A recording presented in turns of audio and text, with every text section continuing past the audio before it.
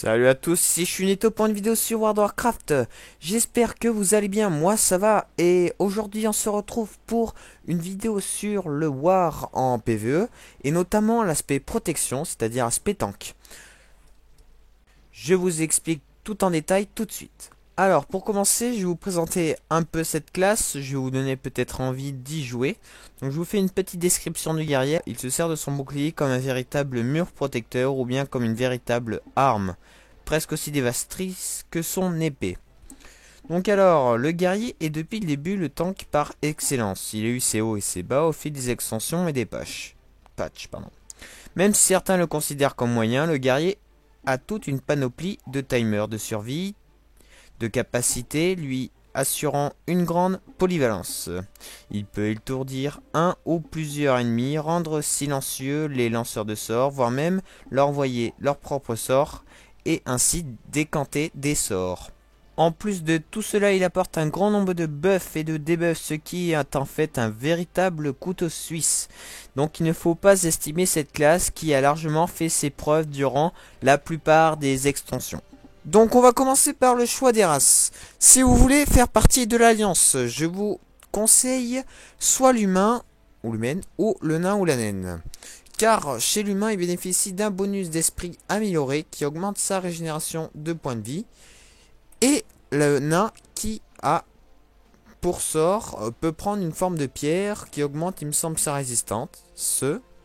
Donc c'est les deux classes chez l'Alliance qui sont vraiment utiles pour les wars. Mais vous pouvez prendre aussi un elfe de la nuit, un gnome ou un draenei. Par contre, chez les H2, vous n'aurez pas 36 000 solutions. Déjà, l'elfe de sang n'est pas disponible en war, mais la seule classe qui est vraiment rentable, c'est le tauren, car il bénéficie d'un bonus de vie maximale amélioré, et c'est ce qu'on recherche en tank. Maintenant, on va passer à l'aspect. Pour l'aspect, je vous mettrai une grande image que je mettrai juste après ce moment. Donc vous pourrez regarder ce qui est indispensable pour le War Tank, sachant que normalement cet aspect est réalisé pour le serveur Millennium. Voilà. Après, je vous conseille de mettre pause, sachant que je ne vais pas parler. Donc on se retrouve tout de suite après cette petite coupure.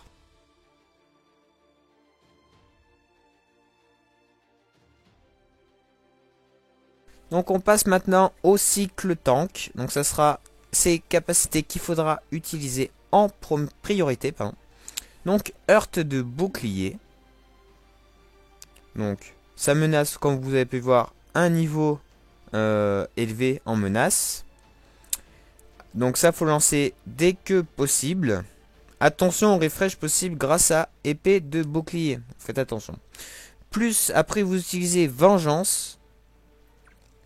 Donc ça permet de faire des attaques de zone aussi. Onde de choc qui fait des attaques de zone, qui est pratique.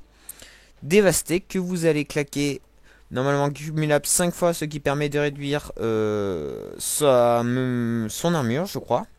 Et après vous pourrez utiliser des coups de tonnerre, des lancers héroïques. Et dès que vous prenez vraiment cher, vous pouvez même utiliser mur protecteur.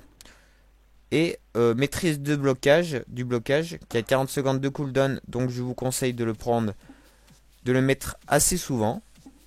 Et ne pas oublier d'appuyer sur, de mettre sur un joueur vigilance, qui est plutôt vraiment rentable sur les heals, car il bénéficie, qui réduit, comme vous pouvez le voir, les dégâts, et la menace, une portion de menace est transférée au tank.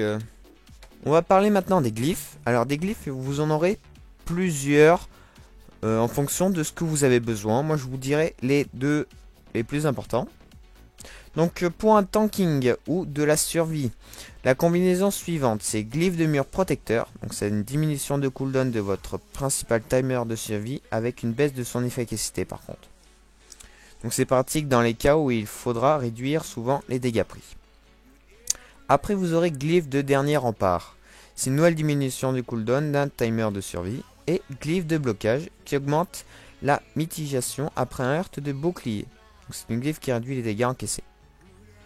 Ou sinon pour une optimisation de l'aggro, si vous commencez, je vous conseille plutôt celle-là. Il faudra mettre une glyphe de provocation afin de ne plus avoir de rater sur les taunts. Les taunts, c'est les changements d'aggro ou les récupérations d'aggro. Hein.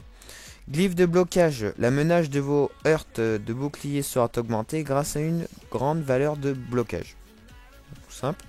Et la glyphe de dévastation qui pose plus rapidement le debuff de l'armure. Donc c'est pratique pour des switches réguliers de cibles. Et cela te permet de passer rapidement sur des hunts de bouclier ou vengeance. Donc maintenant au niveau des caps. Donc la défense doit être de 541, soit 5,6% de chance de moins de prendre un coup critique. Donc ça c'est votre comment ça s'appelle, votre objectif principal. La défense qui doit être de 540. Donc là vous pourriez voir que j'ai 512. Donc je peux quand même tanker des C10, ICC il me semble, parce que j'ai eu des stuff. Mais voilà, c'est tout juste. Après, l'expertise qui doit être de 26. Donc je vous cherche l'expertise. Tac, voilà. Et de 26. Donc moi je suis à 17.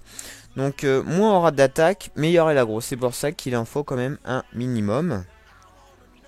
Mais aussi en avoir plus permet aussi de diminuer le taux de parade d'un boss.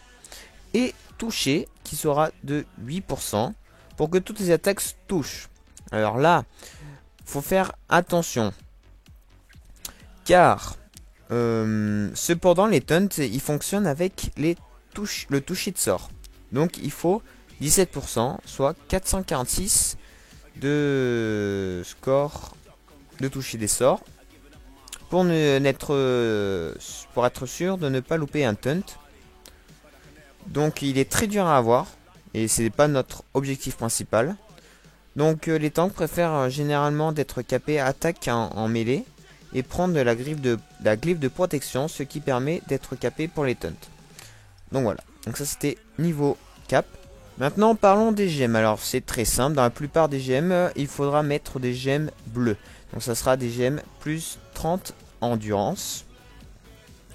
Car normalement vous aurez à peu près vos caps au niveau ICC. Donc les caps secondaires, c'est-à-dire l'esquive, voilà, l'esquive, l'expertise et tout là. Donc c'est à peu près à 5K4 de GS je crois. Après pour mettre sur votre tête, vous aurez besoin d'une méta.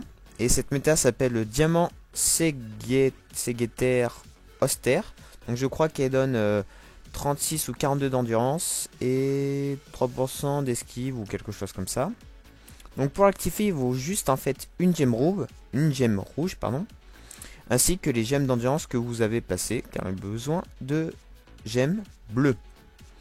Pour les enchantements, il faudra vous full endurance. N'ayez pas peur de mettre une autre caractéristique qui n'est pas obligatoire pour le tank, c'est-à-dire par exemple du style résilience endurance, car vous n'aurez pas que des enchantements disponibles pour les tanks.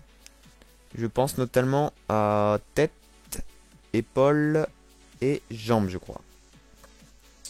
Maintenant on va passer à la dernière chose, c'est les métiers disponibles et les meilleurs pour le war. Donc ça sera pour moi le duo forgeron mineur, car forgeron et mineur ne sont pas des métiers très compliqués à EP, mais par contre qui vous servira beaucoup dans votre avancée PvE, car vous pourrez créer déjà des stuffs en tank, en DPS dès le niveau 80 en niveau d'objet 200 je crois, 213. Donc ça sera toujours bien pour commencer. Et avec les saronites primordiales, vous aurez l'avantage d'acheter des plans contre des saronites. Et vous obtiendrez des stuffs de ce genre-ci. Donc du niveau d'objet 264, c'est comme du ICC25. Donc vous aurez même des pantalons tank, des bottes tank, des bottes DPS et des jambes DPS. Donc voilà, donc c'est pour ça que j'aime bien ce duo de métiers. Donc pour conclure le tuto, j'espère que ça vous aura appris un peu plus sur l'aspect du war en tank et que ça vous aura peut-être donné envie de jouer cette classe et de monter un personnage. Donc on se retrouve à très bientôt pour une prochaine vidéo.